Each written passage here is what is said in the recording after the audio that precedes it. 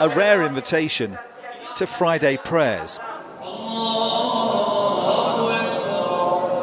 In Tehran's most conservative shrine. A high-ranking commander from Iran's Revolutionary Guard is addressing the faithful. A Western crew filming this here is almost unheard of. Commander Nasser Shabani is just back from Syria's civil war, where he says Iranians are fighting Daesh or Islamic State before it can attack them at home.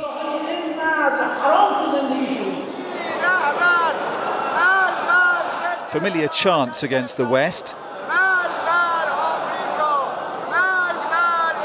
Death to America, death to Britain, death to Israel and Saudi Arabia.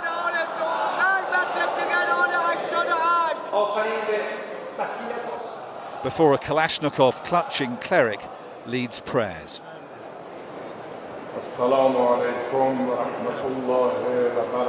In a week's filming, we were given unprecedented access to a country that remains deeply conservative, but is also undergoing profound change.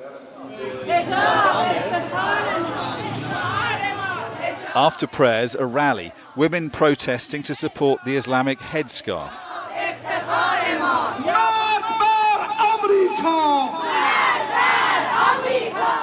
Young people chanting again against the West, but this time with impeccable politeness, apologising for it too.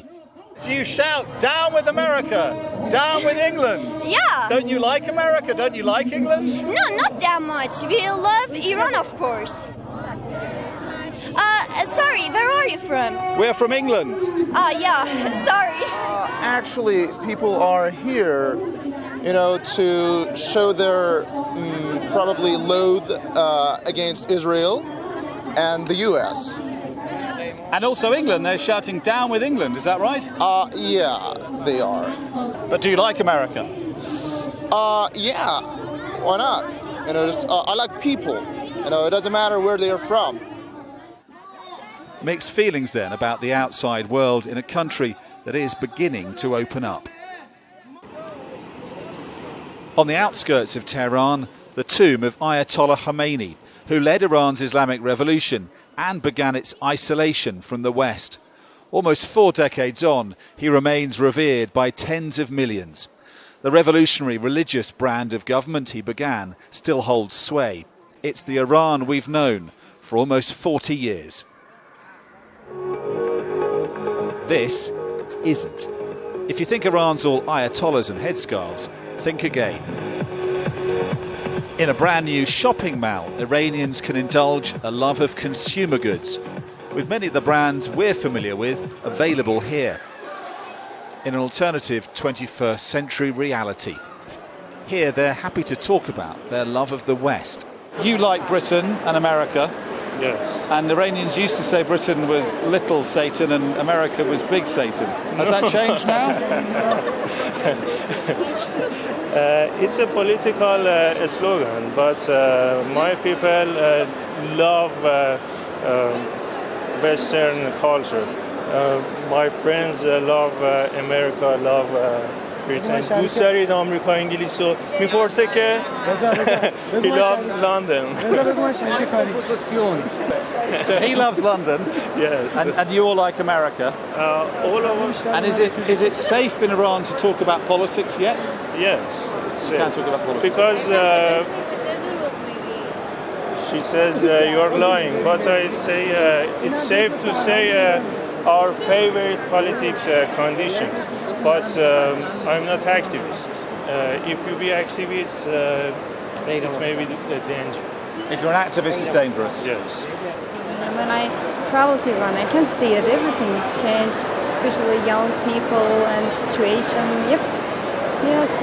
Is life getting better here, do you think? Yes, I think so. Yes. Absolutely. I think so. Yes. Absolutely. More freedom for young people. Up to a point. Human rights groups have serious concerns about civil liberties in Iran. But once strict rules about clothes and behaviour are being relaxed.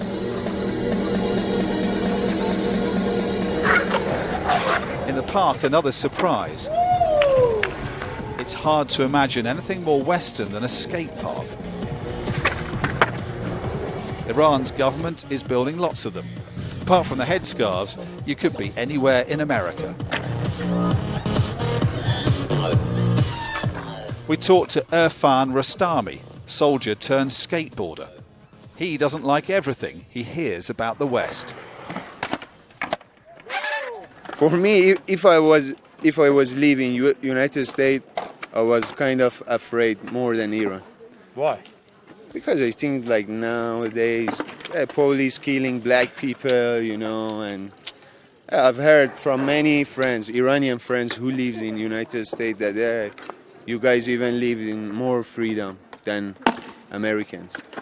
See, because for me, I'm not really looking freedom as like going club, drinking, you know. I think freedom is when you see your life, you are okay with it, you know. You just smile. We left Tehran, past salt lakes, heading south for the city of Qom, the spiritual heart of Iran. Millions come here to worship from across the Muslim world at an important Shia tomb, under minarets and a burning desert sun. Here 100,000 religious students study Islamic doctrine. We met one of the city's most senior clerics.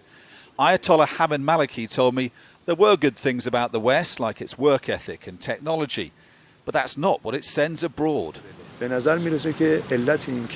seems like the US is doing this on purpose, not to pass on the good parts of the culture and technology, but just the decadent part of its culture, to keep the youth of the third world under control, to keep its superpower status. Iran is a country of bewildering contrasts, where the old collides with the new, where a religion that goes back centuries is worshipped alongside modern material devotions. There's no doubt many Iranians want progress and their country to open up more. They voted for a government that's done a deal with the West. America, Europe and others said they would lift sanctions on Iran, and Iran said it would scrap much of its nuclear program. But a year on, and many Iranians say they are disappointed and feeling let down by the West. Hamid Ahmadinejad was one of the Iranian officials who negotiated the deal. A year later, he's now helping defend it as public disenchantment grows. Press conferences begin here with the national anthem, which is always followed by a prayer before questioning can begin. Mr. Ahmadinejad answered more than 2 hours of questions, many of them sceptical. Afterwards, admitting to us the agreement is facing serious problems. You've had a lot of questions today. Yes, Do you think that there is the deal is in some doubt now in Iran, 1 year on? No. Because you had a lot of questions. It was a 2-hour press conference. Sure.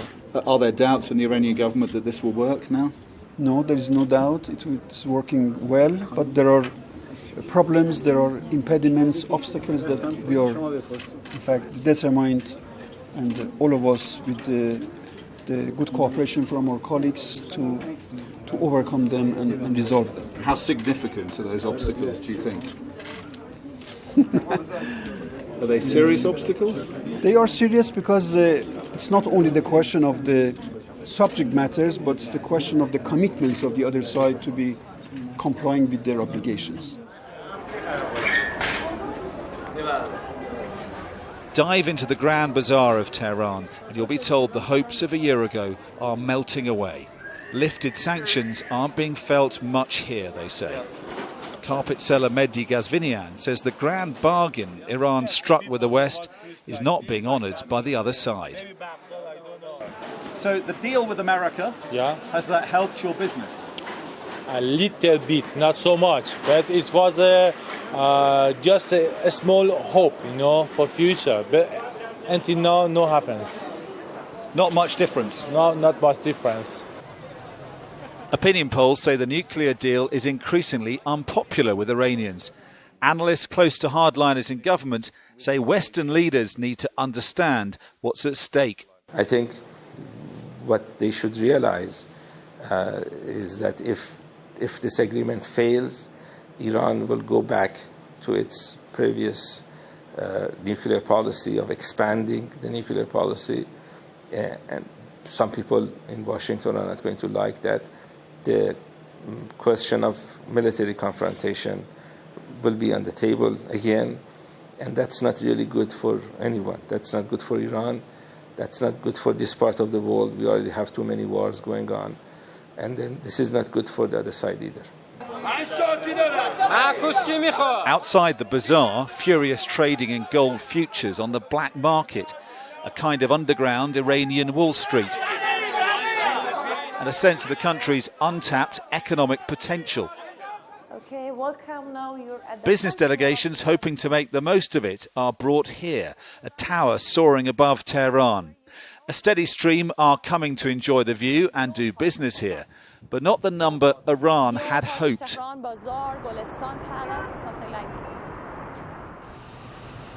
The US, Britain and Europe remain critical of Iran, its support of groups they regard as terrorists, its ballistic missile tests and poor human rights record.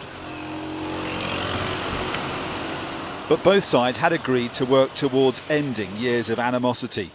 Many here clearly still want closer ties. There's an obvious yearning for more contact with the outside world. But the window of opportunity may soon be closing.